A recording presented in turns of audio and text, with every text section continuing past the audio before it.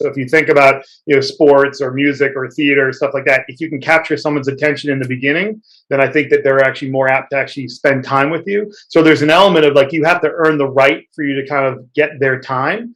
But it's one of those things that, when we look at the way that we go about selling these days, it's not like we can go in, do 70 hours of research, come back, put together a 4-hour demonstration and sit for 9 hours and present it to you. We need to be very quick. And that's the expectations of the B2B world. They want to go quick.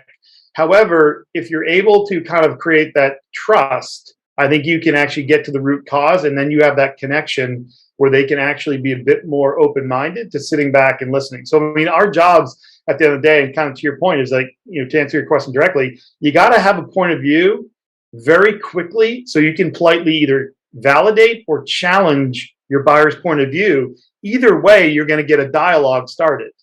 Yeah. You're either going to say, yes, good, and then they're going to say, jump on, they're going to align with you, or you're going to say something like, oh, I don't necessarily agree with you. Let's dig into that. And I think that that's kind of part of what we do is we need to figure out a way to actually get a dialogue that moves them past their 67% research that they've done before they called the buyers. Because if we just go along and say, oh, I want a trial, then we're just going down the road of figuring out how to reduce and discount our licensing because we are a commodity. Like, how do you actually create a unique, different experience? And that's why I kind of say Seismic is what I sell. What I walk you through is the way that I approach storytelling. So I think our process is a competitive differentiator. And one thing I'll last on, Mikey, I know that we need to move on to the next person. I talk to a lot of sales leaders and founders of companies, and I'm like, well, how do you guys sell, and what do you do? And they talk about storytelling. I say, oh, great. Look, walk me through the process, or like, how do you get a whole team to do that?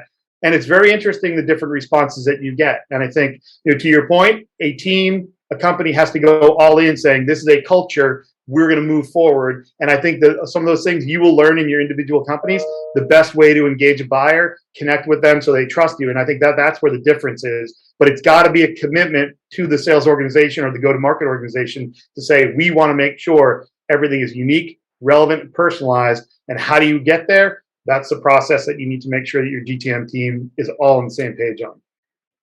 Awesome. Yeah, one real quick soundbite there too on the attention piece and storytelling is I think that I see a lot of good reps telling stories across a lot of different channels and mediums. So you have a strategy where, maybe during that demo call, you're talking to them, but you set up prior to that some emails or a video message or a direct mailer or a follow-up from another party. And so all those different things tell a story across all the different channels. And so you can grab attention through one channel and leverage the same storytelling strategy across others throughout the whole buyer and customer journey.